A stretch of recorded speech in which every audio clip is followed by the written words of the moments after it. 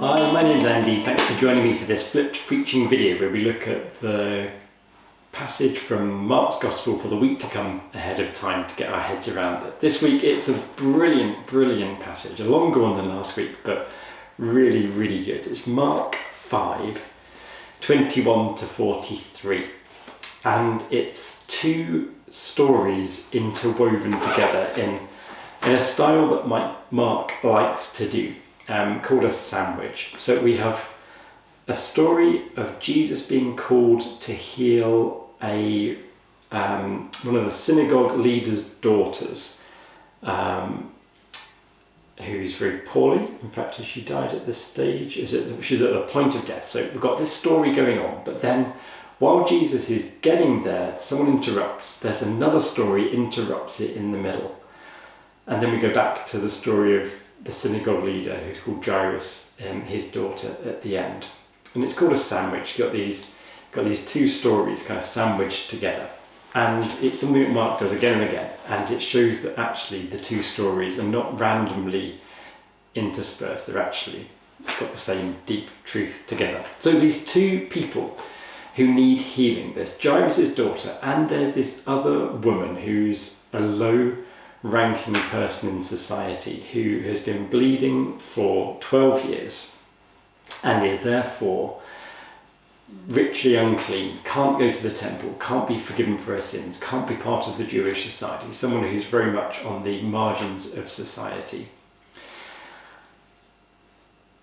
Two people who are actually both ritually unclean because Jesus couldn't really come close to the daughter either, because to touch a girl would be considered inappropriate for a man, just touching in a normal way, I mean, of course.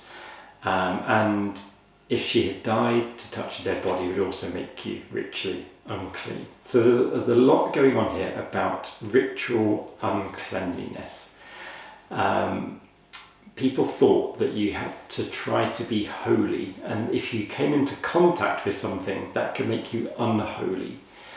And Jesus kind of revolutionizes that understanding of what holiness is. So on his way to respond to Jairus' call for help, this other woman comes and interrupts. She does it by just touching the cloak of his garment, and Jesus feels the power coming out of him. That's not the normal way to approach someone. This woman gets Jesus' attention in an unconventional, improper way. She interrupts him while he's on a very important job. And you know what? Jesus is absolutely fine. Jesus is fine with the interruption. He doesn't mind the fact that she responded to him in this improper way. And he calls her daughter. He raises her to the same status as this posh man's daughter. He says, "You are also a daughter."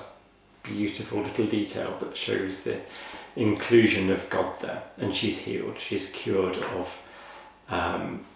this problem. But interestingly and importantly, remember I said about the idea that people were worried about being made unholy by touching something that was kind of technically dirty. It doesn't work like that. Jesus has physical contact with this woman, and Jesus isn't made unholy. Jesus isn't made unclean. It goes the other way. The goodness flows out of him into her. Jesus isn't contaminated. The goodness flows out from him to her.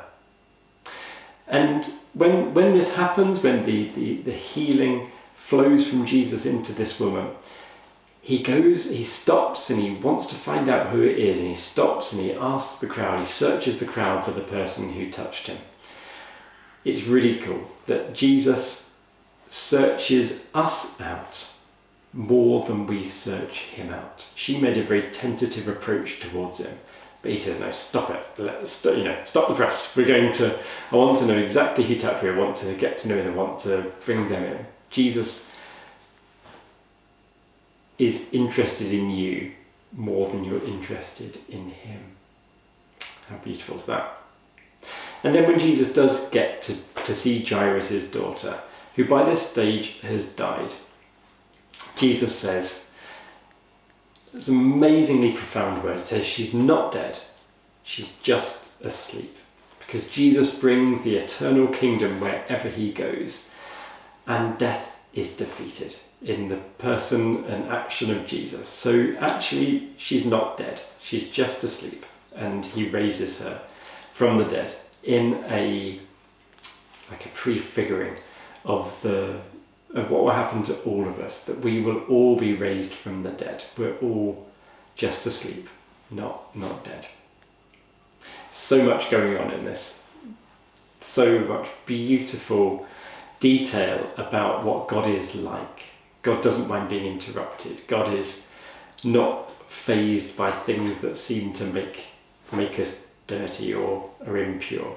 And death is not a barrier to the saving work of God. So, a few questions for you. Today, in today's society, in the circles you mix, who are the people who would be the ones kind of on the edge, excluded from church life, I guess? Who are the ones who would be seen as unwelcome in church, who would make church impure if they came? Can you think of anyone? Any people groups? Secondly, do you personally have hang-ups about how you approach God? Do you think it needs to be done reverently or in a certain way or respectfully? Can you learn something about the boldness and the brazenness of this woman who just goes for it, interrupts God while he's at work? And finally, is there anything in your life that looks dead but actually is just asleep? Does that phrase resonate for you? So I'd love to hear what you think about this passage. We'll be talking about it later in the Stye service coming up later in the week. But for now, I wonder what you make of it. Okay, well, thanks for being with me. See you next time. Bye-bye.